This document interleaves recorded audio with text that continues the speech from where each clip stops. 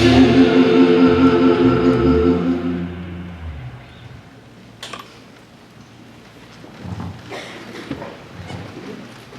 me all that I must do, and I must give you the welcome this morning. We're so excited! I'm Susan Pankey, and I am one of the licensed practitioners here at CSLDallas. Now, we're very excited. Today is Practitioner Sunday. The Right Reverend Dr. Petra Weldis is on vacation, and she, every year, cuts the practitioner cord on the loose. So today is loose. So she lets us loose on y'all, and today is Practitioner Sunday. We're very excited.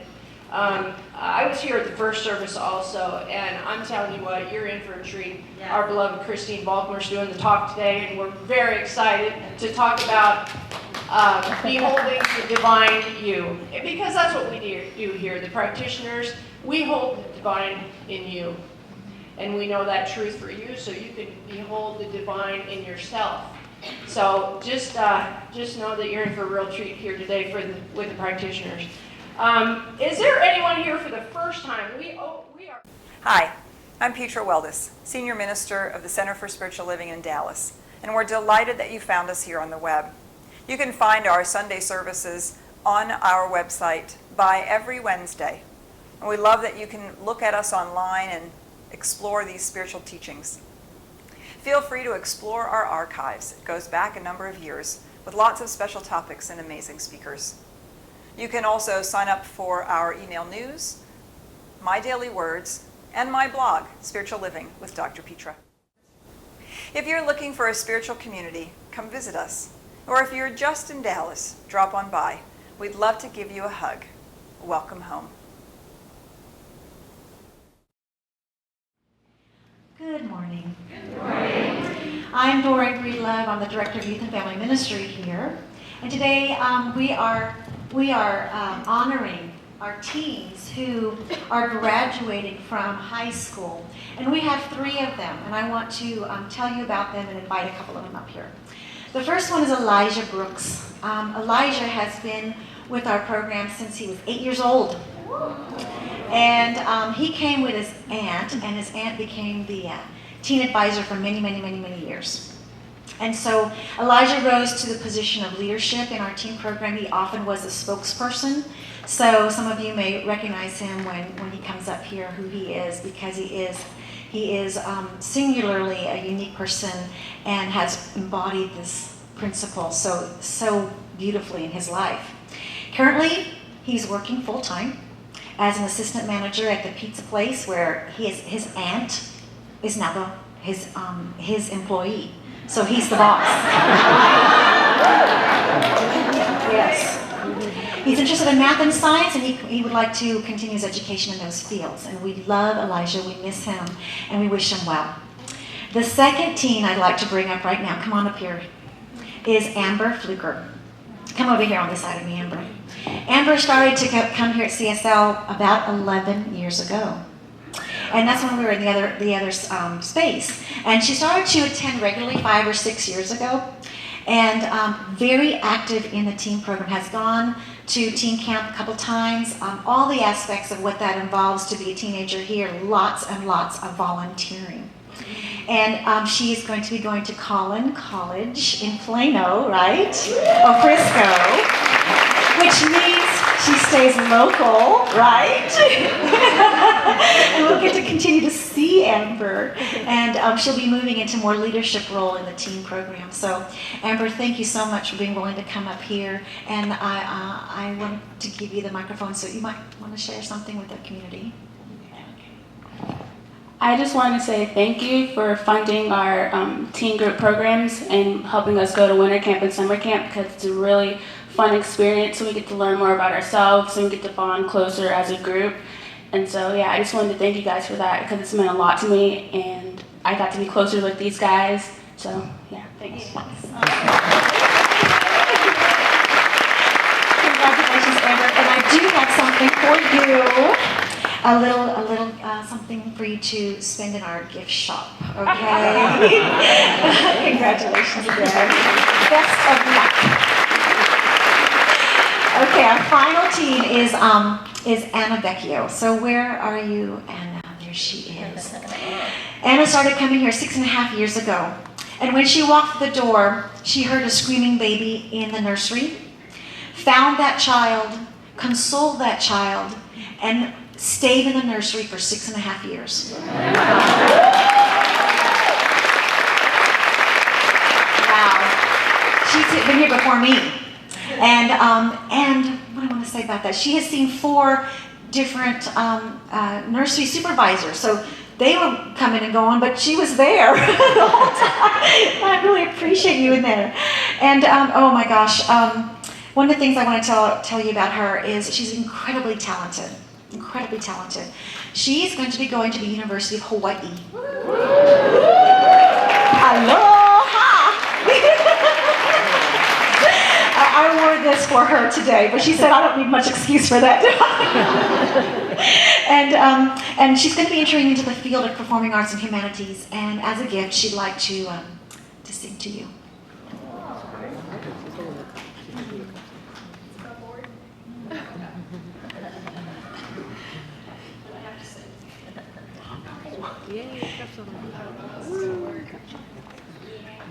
I'm going to hold it.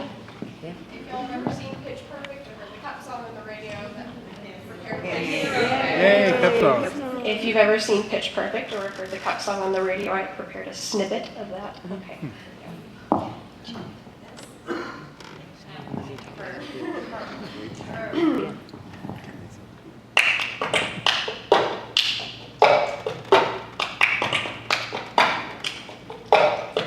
I got my ticket for the long way round to buy the whiskey far away, and I sure would like some sweet company. And I'm leaving tomorrow. What do you say? When I'm gone, when I'm gone, you're gonna miss me when I'm gone. You're gonna miss me by my hair. You're gonna miss me everywhere. Oh, you're gonna miss me when I'm gone. When I'm gone. When I'm gone, you're gonna miss me when I'm gone. You're gonna miss me by my walk. You're gonna miss me by my talk. Oh, you're gonna miss me when I'm gone.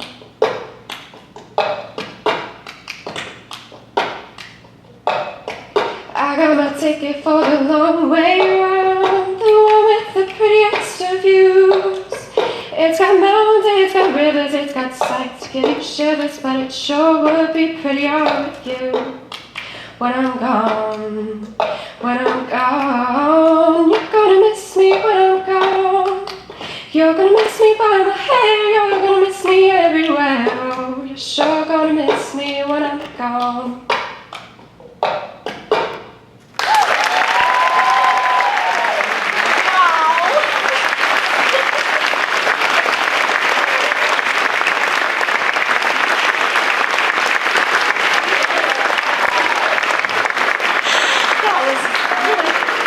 Quite remarkable. And I have a gift for you. This is to forward you in catching your dreams. All of them. Congratulations. We're going to miss you when you're gone. We have to go to the island of Hawaii. Aloha. Thank you, everybody.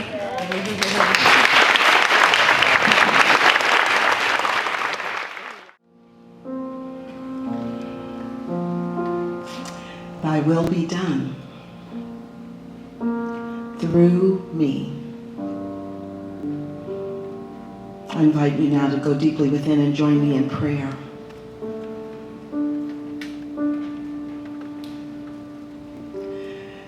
Thy kingdom done, thy will be done through me, as me. That is my prayer. And let my words be your words. That the will of spirit, the will of love, the will of beauty, the will of wisdom, the will of harmony and balance and prosperity and abundance, let thy will be done through me.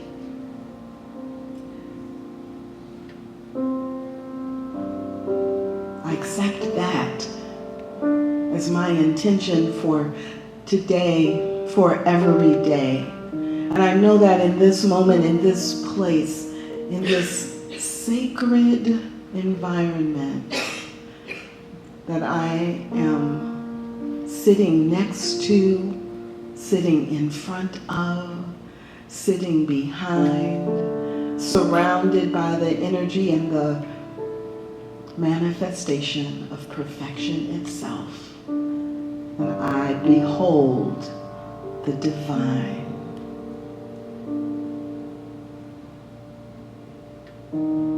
Thy will be done in me. Thy will be done as me.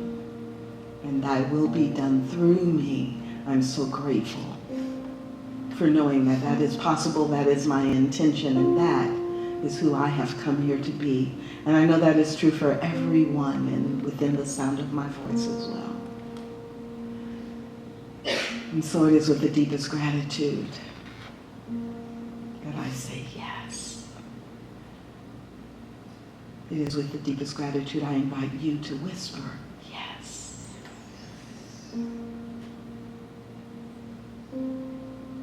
And I let that yes go. I let it be holy, and I let it be wholly our intention for today. Please join me in knowing this truth by saying together, and so it is.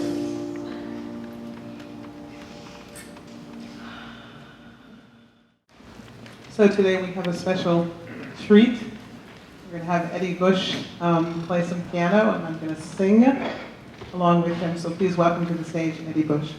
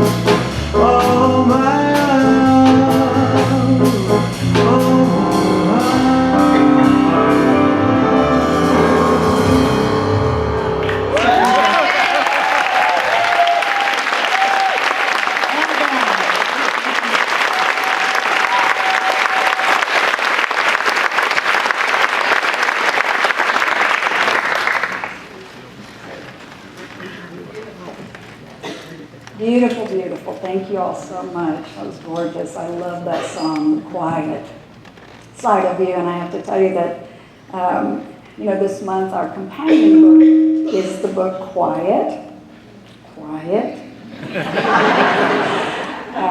which really deals with those of us and those of you who are internal processors.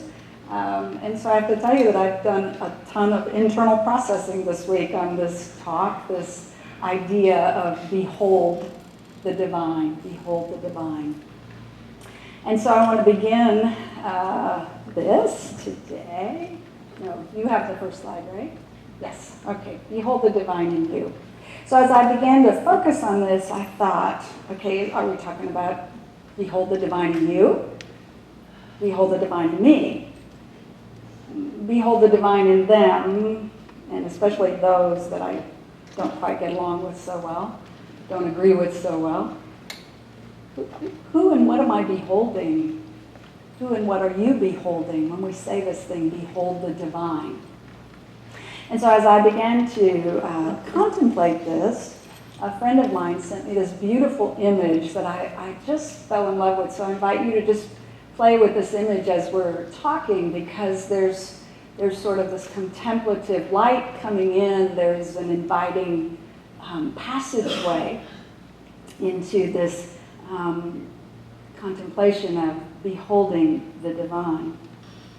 And so I thought, but what is it about this that's so intriguing? Because if I take that word apart, behold, it invites me to both be it and hold it and be held by it.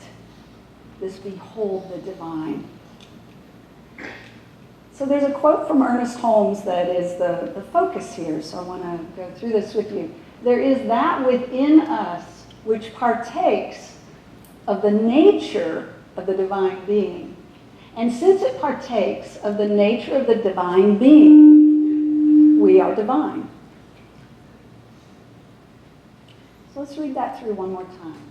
There is that within us that partakes of the nature of the divine being. And since it partakes of the nature of the divine being, we are divine.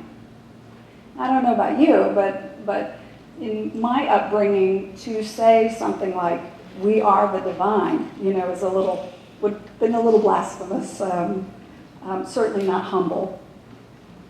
And yet this is the truth. This is the truth that we are called into, this divine oneness. And I have an analogy for you. So it's like this. If we contemplate the idea of oneness, and the closest I can come to it is that sense of the ocean, that volume, that depth, that immeasurable, no land around ocean. And if I were to pick up a drop of the ocean, what I know is that in that drop, it partakes of the nature of the ocean. Everything that's in the ocean is in that drop, right? And yet that drop is not the ocean, and yet there's this divine balance between that drop and the ocean. And it reminds me, too, of when we contemplate this, when I have contemplated this, it reminds me of the story of the fish that's swimming along in this ocean. It goes to its teacher and it says, teach me about the nature of life, of the one, the divine. And the teacher just simply smiles and said, just get out there, swim in it. Because we don't realize that we're actually in it, right? We are in it. It is poured into us. I'm in it already. And so if what we say about the divine, what do we know about the divine? We've been taught that it's all present, it's all knowing, and it's all powerful. How that makes sense to me is, at any moment, at any time, I bring my consciousness to, the divine is always available. Spirit is always available, always present, right where I am, right where I am. Love that. And I love that sense, again, of playing with the word behold. Be it, hold it within, and know that you are held in it. And so when I first started playing around with this, and my fellow practitioner said, "You talk about it," I said, okay. So what came to me immediately were these images of, from my background, is the Annunciation. And so you may have heard this story as a child of the Mary, the Virgin Mary. And these are some of the old images that, Shondell, can you take me back to that image? There it goes, all right. So we're going to take this up in a slightly different way, not in the way perhaps you learned in Sunday school as a child. But these images, I want to look at how they depict that there is always light coming in. There's this sense of light, enlightenment. And what I know is that in every image of her, as this divine feminine, there's this sense of contemplation, there's this sense of receptivity. And so what we know about the feminine nature of the divine is that it's receptive, and that there's this womb-like quality in which that which is planted grows. And so we have this beautiful, ordinary woman who is in contemplation, and lo and behold, here comes Gabriel, this winged creature who announces to her, "Behold, the divine in you." He says, "Behold, blessed are you among women, and blessed is the fruit of your womb." So we can take that literally, or we can certainly take that up metaphorically from a New Thought perspective, is that there is this seed planted in her, this idea of oneness, this idea that there is no separation between the divine and her. As an ordinary woman, having an ordinary morning, she's had her tea and she's doing her spiritual practice, and boom, here it comes. So I love that. I've played with those images as I was contemplating this whole idea of the Annunciation. Behold the divine in you, and the light that's coming in.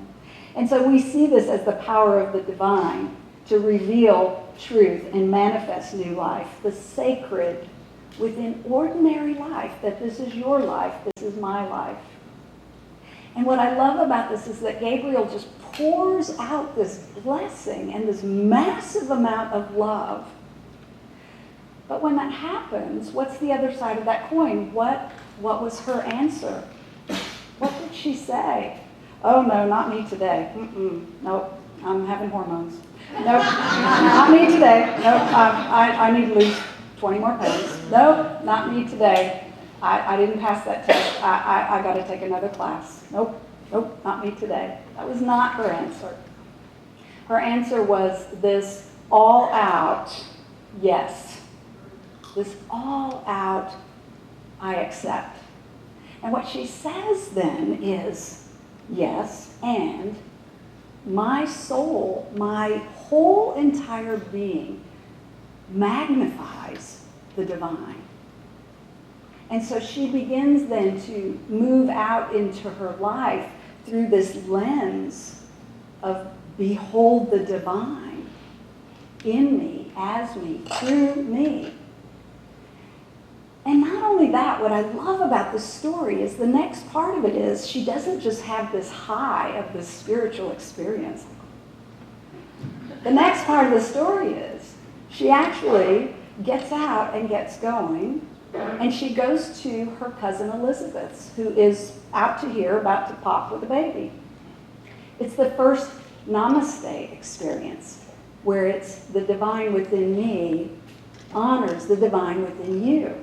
And so these two women are exchanging this sense of the divine within me, the divine within you. And so we know that then later, as the story unfolds, Elizabeth has John and Mary has Jesus.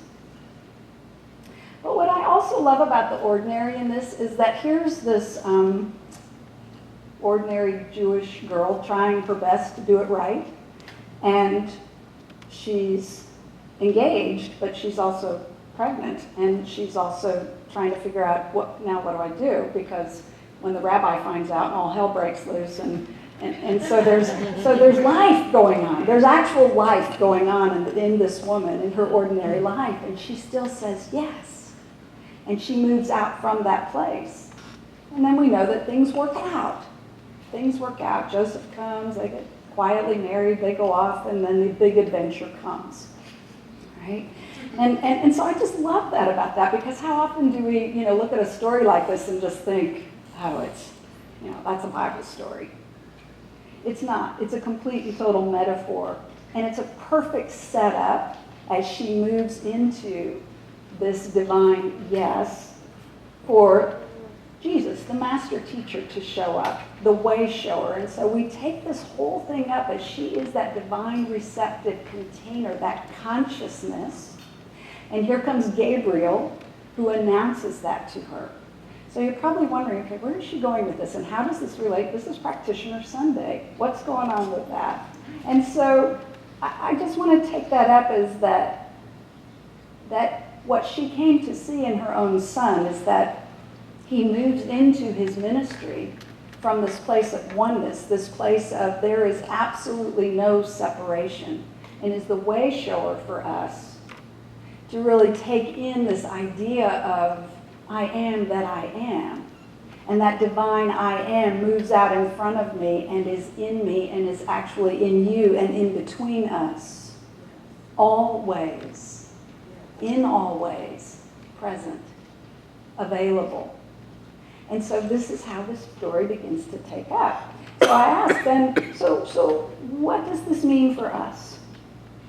Gabriel had absolutely no concern that here she is, Jewish, pregnant, engaged. No one knows who the father of this child is, and so he has no concern for that. And yet her life unfolds. And so when I think about our work as practitioners within our community, there's that sense of yes. There's no denial that we're all in ordinary circumstance. We're all in ordinary life, and however it unfolds with its ups and downs. And we hear the stories of the lack of a job or a health challenge or a relationship that's rocky or a child that's ill, whatever it is. And there's great compassion, meaning that a practitioner will breathe with you through this human experience. And yet, there's that ability to say yes and see into the truth of your being.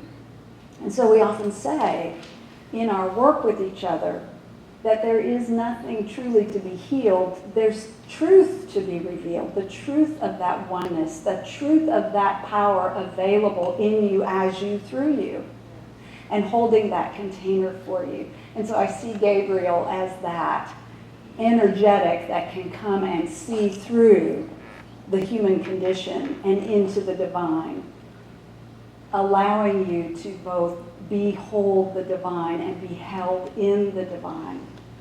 So that is just an amazing piece of the work that we do as practitioners. So I want to move on to, so we agree to this, then what happens? So we've talked about how the divine feminine is that receptive, contemplative, the opening of our consciousness to oneness, the revelation of truth. There's nothing to be healed. There's this power to manifest new thought, new cause, new condition in life.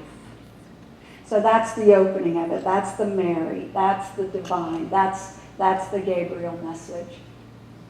And so we move to this place then of her jumping and saying, yes, my soul magnifies this divine.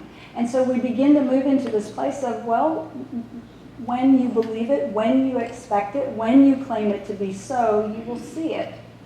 And so I thought, well, how did I take this up in my life earlier career as a teacher in an inner city school district where kids were coming in out of some pretty challenging circumstances.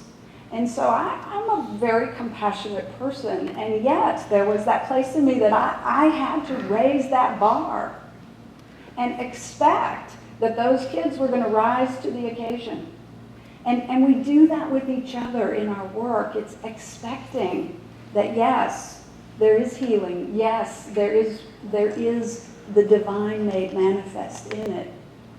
We see it in athletes all the time. I love how every time the Olympics come around, there's been this record and nobody thinks it's humanly possible that they can swim it in less time or run it in less time, and they break it every time.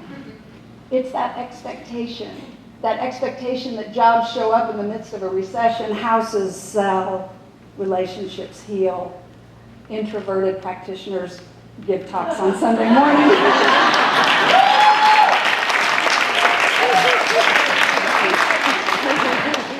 So I had a great experience this week. This was so fun. One of my clients is the ARC. There's a nonprofit that helps and has programs for people with intellectual disability. And so my sister is a photographer, and we needed photographs for the website.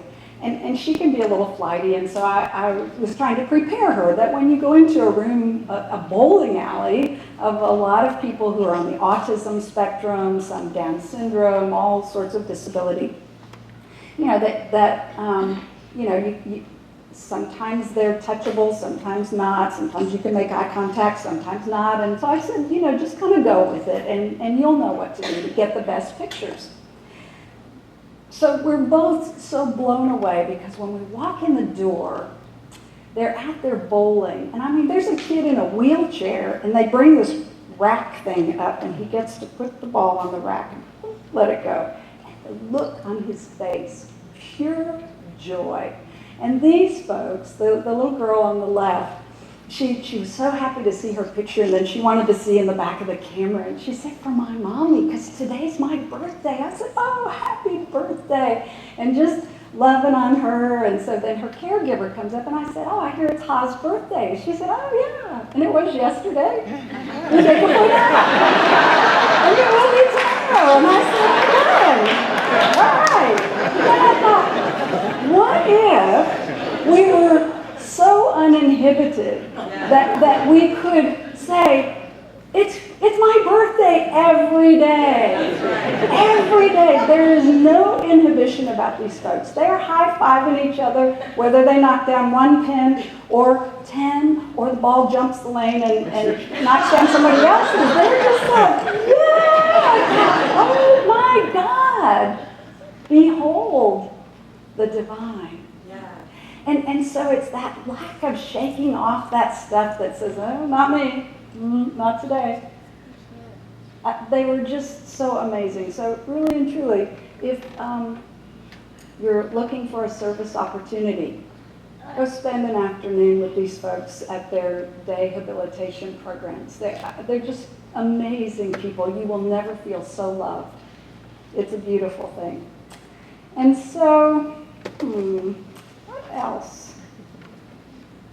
That feeling that I had with these folks, that benefit, is that with this attitude, with this ability to be whole and be held in it, the real gift in that, do you know what it is? You fall in love. You fall in love with the funny bunniness of people in your life. You fall in love with what you know is behind the fear that's playing out in someone else that may not be so fun to experience in the relationship. You allow yourself to be loved in a way that maybe you've never allowed before. That's the power of behold the divine. That's the real gift. And so, the one that I think is the most challenging is beholding the divine in me. We had this great retreat not too long ago. We did this fun exercise where we had this sort of paper onion, and so we peeled off each layer of some of the challenges that we come up with. And you get to the bottom of it, and there was this little round thing, and on the top was written on a little piece of paper, "You are the face of God." It's like, oh, that's sweet. We sing that when the kids come down. It's really sweet. And then they flipped it over, and it's a mirror. There were people who were literally like backing up. Because it's so sweet to say about those children. It's so sweet to say about your niece or your nephew, brand new baby, oh, you are the face of God. And it's a whole nother thing to look yourself in the eye and say, I am the I, the divine. Behold the divine. And so I just invite you into that place where you can take that up. And when you can't, you have some amazing practitioners here in our community. These are the people in our community who hold that mirror up and help you look into it. These are the people in the community who know that truth for you. When we all get triggered, all of us, ministers included, we get triggered and we go unconscious of this truth. And so that's why we are in community together. That's the gift that we are together.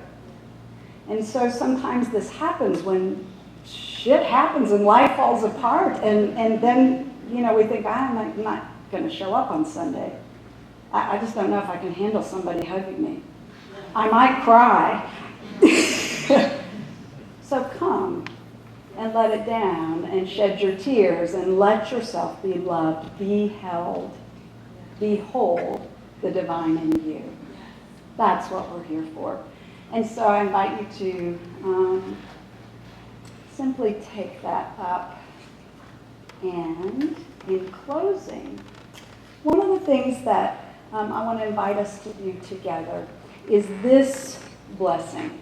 This came to me whenever this was shared with me, and it is so powerful. And if you are in a situation where it's challenging to stand in the midst of what may feel like hell and proclaim heaven, proclaim as above, so below, this is an amazing thing that can help shift the energy. I have used this many times when I've been in a tense situation, or I have driven by homeless people, seen a terrible accident. And so I want to invite us to say this together, if you will. And then we'll put this on Facebook so that you can write it down for yourself to practice with this week. May you be filled with loving kindness. May you be well. May you be peaceful and at ease. May you be happy. I feel like this sets that container up. It shifts the energy in that container to behold the divine. And so I would encourage you to use that as best you can. So that's all I have to say about that. Thank you for listening.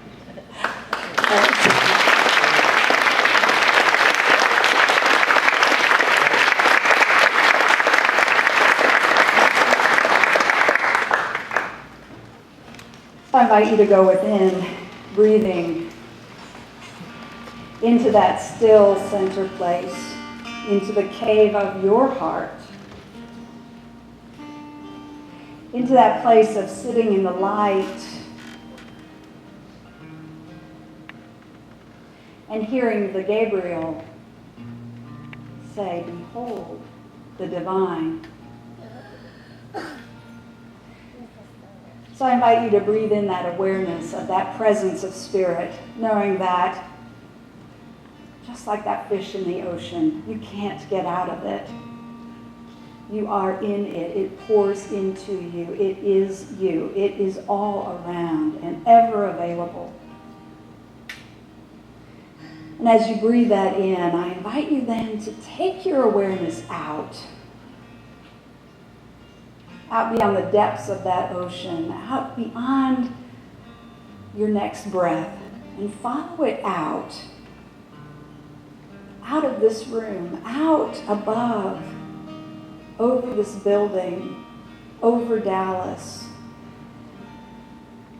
and let your senses creep out to the very edge of the universe and realize that, oh, there's no edge. It just is forever.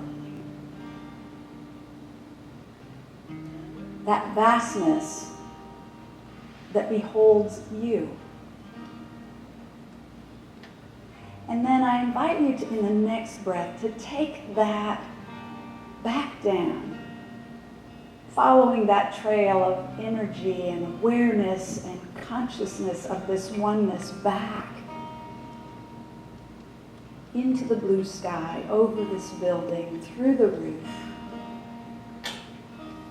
in and around the very air on your skin, those around you, between you. And as it pierces your very skin and enters this vast network of life pulsing through you, and follow it into one cell and deep into the tiniest spark of life itself that called you into being. And know that that is the divine made manifest. You are it. It is you. And as it expresses itself, as it can only do, through you, as you, in you, between us, as us, I know that all things are possible. And so it is here that we rest and that we are held. Behold the divine in you. Be held in the divine. Be. Hold. One. In a deep gratitude for this truth, together we affirm it. And so it is. Namaste.